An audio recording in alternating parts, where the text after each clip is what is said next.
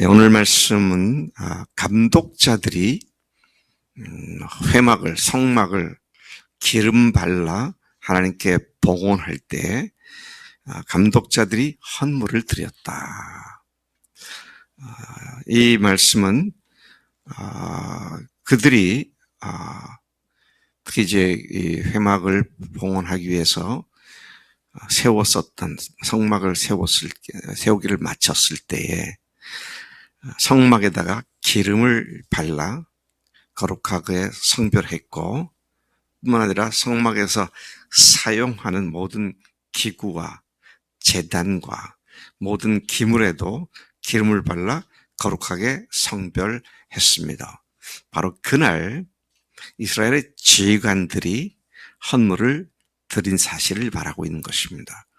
여기서 말하는 지휘관들로 불리는 감독자들은 그들의 조상 가문의 우두머리들이었고, 근데 조상 가문이라면 각 지파를 얘기하는 것이고, 각 지파를 구성하고 있는 족장들을 의미하는 것으로 이해가 됩니다.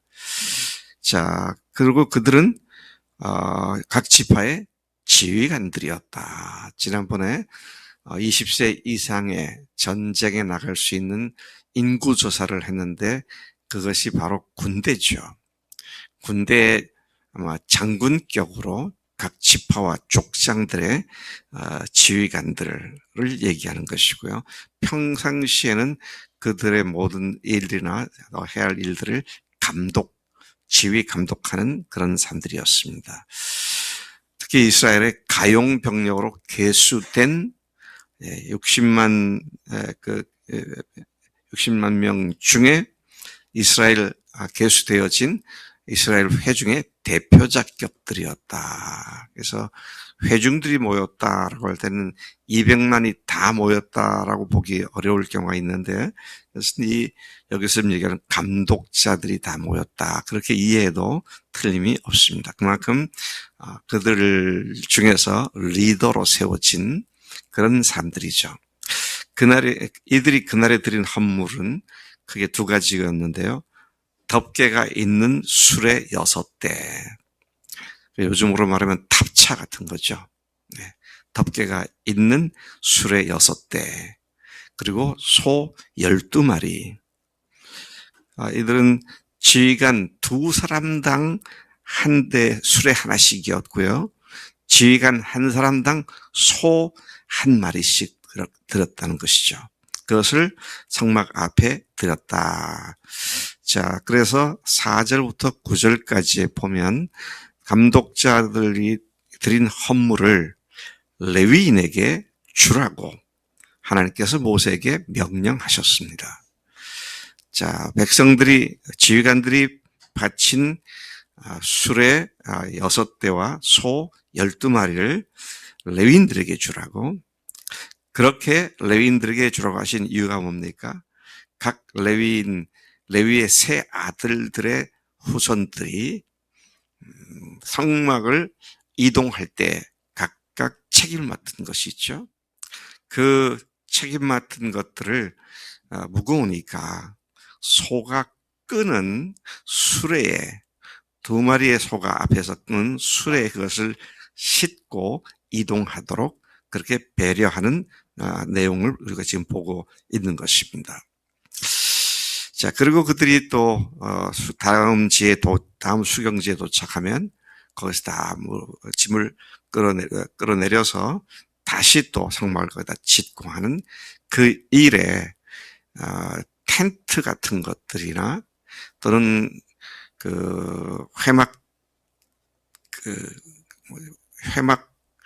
울타리 있잖아요.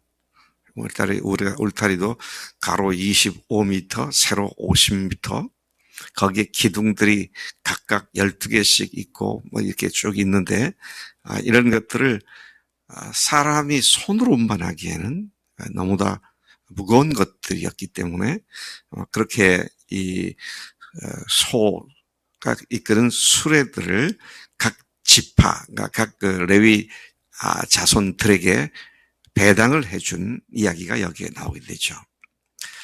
이 말씀에 따라서 모세가 수레와 소를 감독자로 받아서 레위인에게 주었습니다. 첫째는 게르손, 레위의 아들 게르손 자손들에게 그들이 직임을 수행하는 데 필요한 대로 2대의 수레와 4마리의 소를 그들에게 주었습니다. 그들이 맡은 것은 주로 회막의 텐트들, 또 회막 문들, 이런 것들을 책임 맡고 있었기 때문에 이렇게 수레 2대와 4마리의 소를 주었고요. 무라리 자손들에게는 그들이 맡은 직임이 게르손 자손보다는 훨씬 더 무거운 것들이었습니다. 자, 그래서 그들에게 필요한 대로 수레 4과 소 8마리를 줘라. 그래서 그들은 주로 기둥의 밑받침, 노소로 된 밑받침과 또 벽면들, 또 장막의 기둥, 널빤지 등등 무거운 것들을 책임 맡았기 때문에 2배를 주라고 그렇게 말씀하십니다. 그러나 레위의 또 다른 아들이었던 고핫 자손에게는 하나도 주지 않았습니다. 왜 그랬을까요? 예.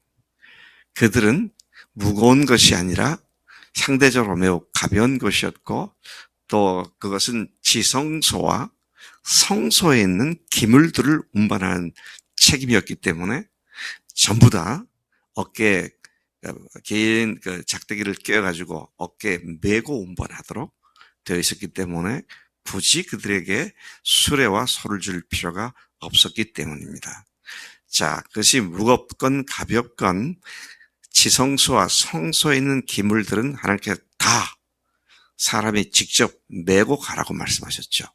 그래서 향단, 진설대, 또 등대, 그다음에 법궤 뚜껑, 이런 모든 것들이 다 네 구탱이에 고리를 달아가지고 언제든지 거기다 그 막대기를 끼워서 그다음에 어깨에다가 멜 수 있게 그렇게 만들었지 않습니까? 자, 여러분, 이것과 관계돼서 우리가 생각나는 사건이 하나 있죠. 사무엘 하 6장에 볼 것 같으면 아비나답 제사장 아비나답의 집에서 다윗이 예루살렘으로 법궤를 옮기려고 했을 때에 그때 아비나답이 법궤를 어떻게 운반하기 시작했습니까?